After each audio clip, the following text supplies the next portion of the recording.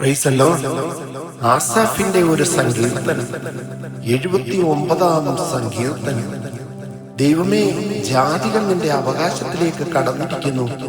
അവർ നിന്റെ വിശുദ്ധ മന്ദിരത്തെ അശുദ്ധമാക്കുകയും യെരൂശലേമിനെ കൽകുന്നുകളാക്കുകയും ചെയ്തിരിക്കുന്നു. അവർ നിന്റെ ദാസന്മാരുടെ ശവങ്ങളെ ആകാശത്തിലെ പക്ഷികൾക്കും തന്റെ വിശുദ്ധന്മാരുടെ മാംസത്തെ കാട്ടുമൃഗങ്ങൾക്കും ഇരയായി കൊടുത്തിരിക്കുന്നു. അവരുടെ രക്തത്തെ വെള്ളം പോലെ അവർ യെരൂശലേമിന് ചുറ്റും ചിന്തിക്കളഞ്ഞു. അവരെ കുഴിച്ചിടുവാൻ ആരും ഉണ്ടായിരുന്നതുമില്ല.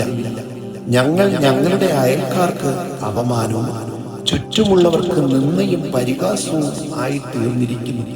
യഹോവേ, നീ നിത്യം കോപിക്കുന്നതും നിന്റെ തീഷ്ണത തീ പോലെ ജ്വലിക്കുന്നതും എത്രത്തോളം!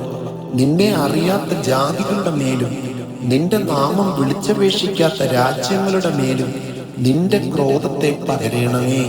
അവർ യാക്കോബിനെ വിഴുങ്ങിക്കളയുകയും അവന്റെ പുൽപ്പുറത്തെ ശൂന്യമാക്കുകയും ചെയ്തുവല്ലോ.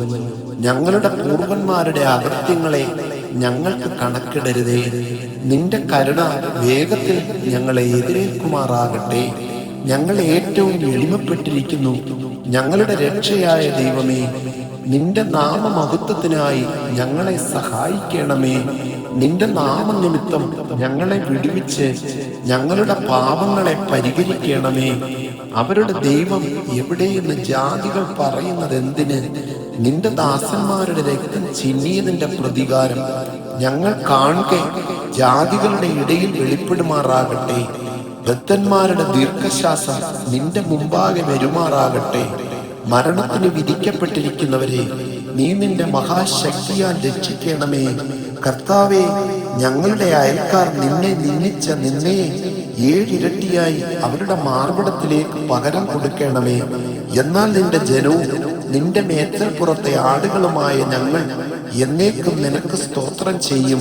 തലമുറ തലമുറയോളം ഞങ്ങൾ നിന്റെ സ്തുതിയെ പ്രസ്താവിക്കും. ആമേൻ.